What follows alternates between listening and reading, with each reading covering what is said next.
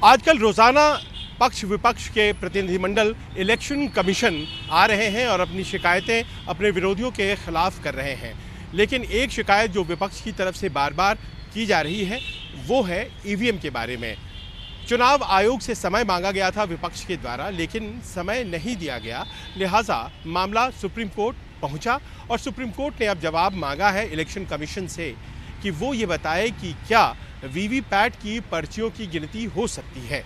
ये सवाल अपने आप में बहुत ज़रूरी, आखिरकार बहुत से लोग इसके ख़िलाफ़ हैं ईवीएम के, और वो चाहते हैं कि वीवीपैट की पर्चियां वो गिनती की जाए और फिर ईवीएम मशीनों में आए वोटों के साथ उसका मिलान किया जाए ताकि सत्यता जाहिर हो सके। ऐसे में जबकि बहुत से लोगों को ईवीएम पर शक हो गया है, ये शक निर्मूल भी हो सकता है।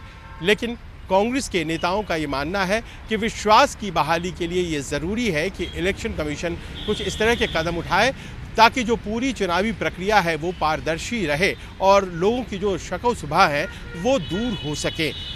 चुनाव आयोग से कांग्रेस के एक प्रतिनिधिमंडल ने आज मुलाकात की और मुलाकात के बाद उस इशू को भी पत्रकारों के साथ चर्चा में लाया, जिसमें ये बात कही गई है कि इलेक्शन कमीशन को अपनी स्थिति वीवीपैट यानी कि पर्चियों के मामले में स्पष्ट की जानी चाहिए। कांग्रेस के प्रतिनिधिमंडल का मानना है कि दरअसल ये मसला जो वोटिंग से जुड़ा हुआ उतना ज़्यादा नहीं है जितना कि वो काउंटिंग से जुड़ा हुआ है, मतगणना से जुड़ा हुआ है। 4 जून को मतगणना होनी है, लिहाजा इस पर तफसील से इलेक्शन कमीशन अपना जवाब दे सकता है और साथ ही साथ अगर वो भी चाहता है कि वीवीपैट की पूरी तरह से गिनती हो, अभी तो आंशिक रूप से ही गिनती होती है। आप जानते हैं इलेक्शन कमीशन सिर्फ 5 असेंबली कंस्टिट्यूएंसी की मशीनों को काउंट करता है, 5-5 मशीनें।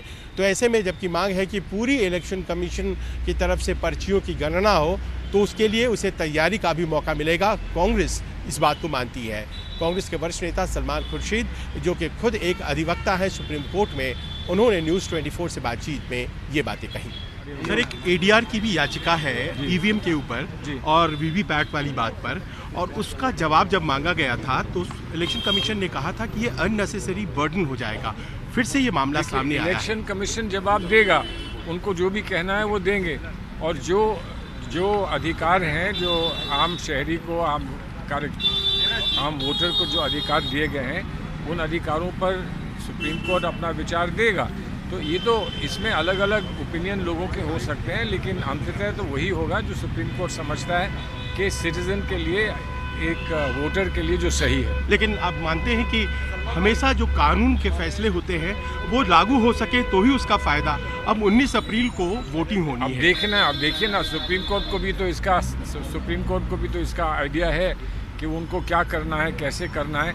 वोटिंग अभी होनी है, लेकिन वोटिंग से इसका इतना संबंध नहीं है, इतना इसका काउंटिंग से संबंध है। तो काउंटिंग तो जून में होगी ना। आखिरी सवाल सर, वीवीपैट अगर मिलान कर लिया जाए तो आप मानते हैं जो बैलेट वाली मांग थी वो खत्म हो जाएगी, कन्विंस हो जाएंगे? बहुत हद तक, क्योंकि असल सवाल ये है कि कोई आशंका किसी को अगर है तो उसको दूर होना चाहिए, लोगों को कॉन्फिडेंस मिल जाए, ये एक प्रयास होना चाहिए। और इसके लिए हमने बार बार यहाँ पर गुहाई लगाई है इलेक्शन कमीशन के सामने, सुप्रीम कोर्ट के सामने।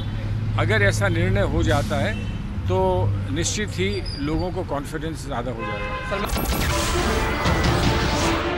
नमस्कार, मैं हूं मानक गुप्ता। अगर आपको हमारा ये वीडियो पसंद आया हो तो इसे लाइक और शेयर जरूर करें, और हाँ, हमें सब्सक्राइब और फॉलो करना ना भूलें ताकि आप देश और दुनिया की कोई खबर मिस ना करें। तो जुड़े रहिए हमारे साथ और देखते रहिए न्यूज़ 24।